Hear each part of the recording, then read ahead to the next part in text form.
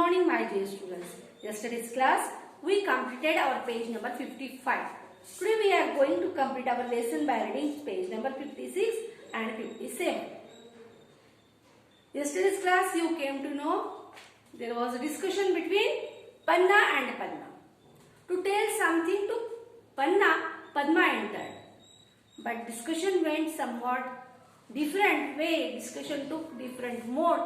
Suddenly, Padma remembered why she came there and what she wanted to discuss with Panna. Now she is telling. Panna said, "What is it, Padma?" Padma is telling now. "Listen, Banbir wants to be the permanent Rana of Mewar. He has resolved to kill the prince." See now, Padma was telling. Padma is telling, one or other day Uday Singh is going to become a king. How he will grow up? He will going to become king of Mewar. Now instead of Uday Singh, who is ruling there? Instead of Uday Singh, Banbir is ruling there. Now what is the plan of Banbir? The plan of Banbir is he want to kill Uday Singh. And how he want to kill Uday Singh? And why he want to kill him? He want to kill him because he want to become the permanent Rana of Mewar. Panna, and I have resolved to save the prince. When the Rani, the princess mother, was dying, she said to me, "Panna, I have lost everything except my precious child. I am leaving him in your charge. Be a mother to him and protect him from all harm." I promised her that I would give my life to save the life of prince, and she died smiling. Banbir cannot kill the prince. As long as Panna lives, I will fulfill my promise to my late mistress.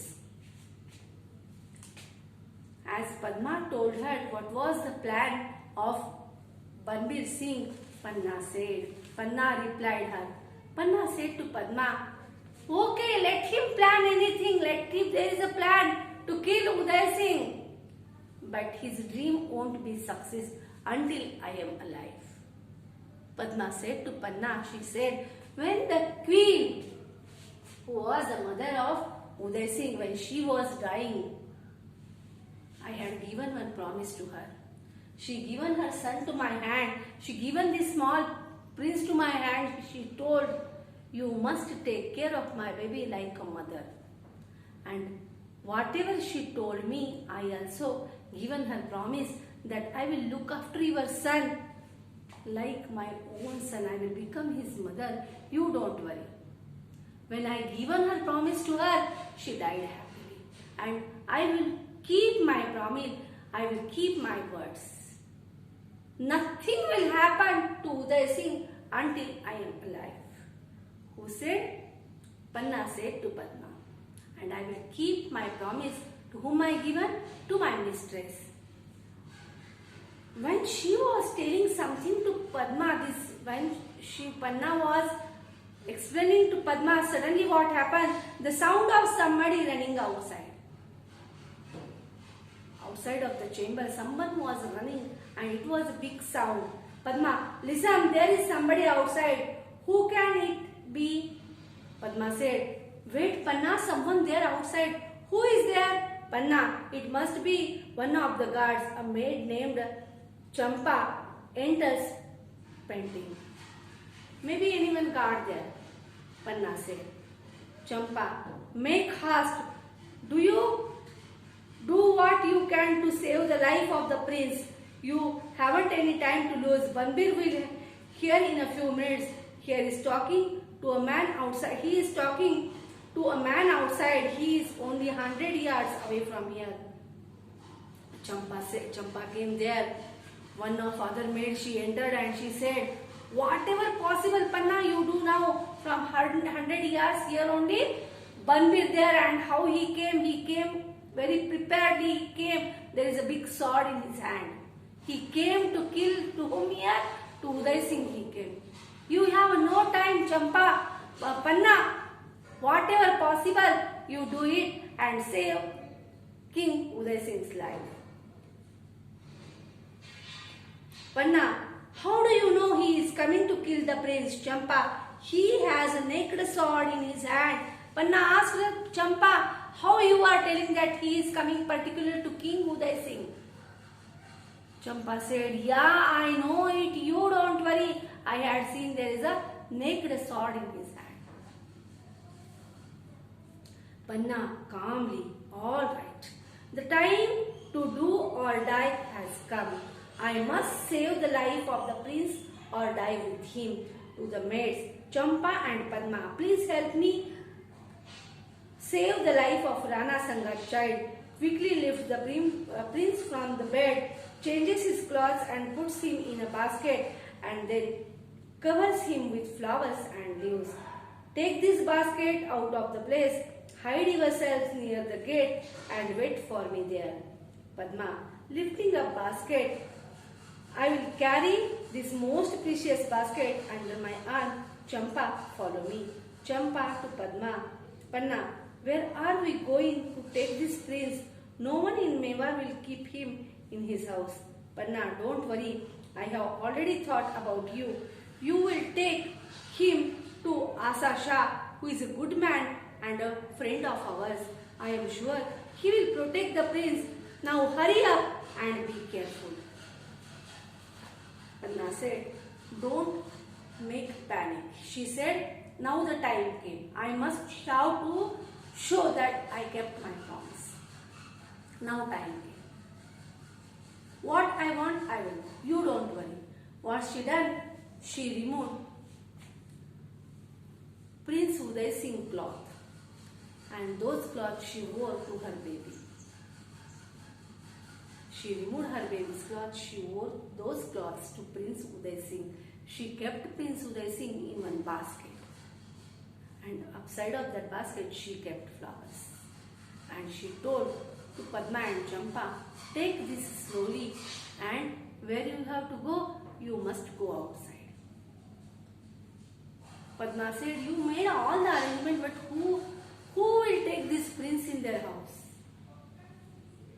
Padma said, don't worry, that arrangement also I done.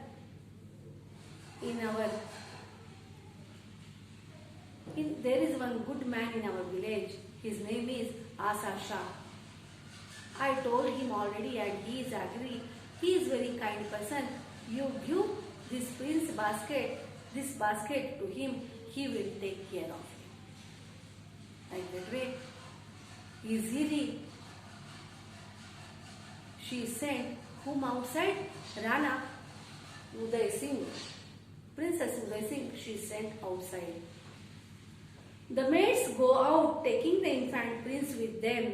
Panna quickly dressed her own child in the clothes of prince and put him in his bed.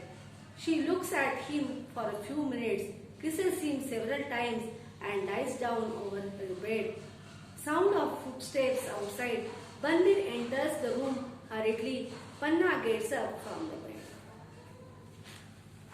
After sending the prince basket outside along with Champa and Padma, she wore those cloths, prince cloths she wore to her son. She hugged him, she kissed him. Several times she sang. And once again she made to sleep him. Where? On the bed of Uday Singh. She also slept another bed. Until there, who came? Until there, Banbir entered the room. Banbir, where is the prince? From outside only he shouted, where is the prince? Panna, no, not so loud, please, he is asleep. Don't shout, Banbir Singh. See there, prince is sleeping, you can't see it. Banbir, where is he? Where is the prince? Banbir asked her. Panna points to her child with trembling hand. Banbir rushes to the bed and kills the child with his sword. Panna shrieks and falls down on her baby's body. Banbir looks around and goes out of the room. Panna, in a choked voice, loudly, Mistress, I have kept my promise to you. I have saved the life of Prince. Don't shout, Uday Singh. See, don't shout, Uday Singh is sleeping. Don't shout, Banbir. Can't you see he is sleeping? I don't know anything. Banbir took that child in hand. Whose child it was? It was the son of Panna. He killed him. And like a villain, he went out. She seen her son was not there. She went to her son. She fell down on her son. She cried a lot. She cried happily. But happiness was there on her face. What she said, Mistress, I kept my promise. I saved life of your son. Surely, I not broken my words. Like this way, she kept her promise. And when Uday Singh grown up, he came to know how his life was saved by Panna. So, my dear students, we must have to keep our promise. We should not be lie. When we are going to giving promise to anyone, we have to try to follow that promise. People will trust on us. If we want to trust, if you want someone now to keep trust on you, means whichever promise you are giving that person, you must have to complete that promise also. So, dear students, we completed our unit number 7. Try to read this play in your house once again. I will meet you in the next class. Till then, take care.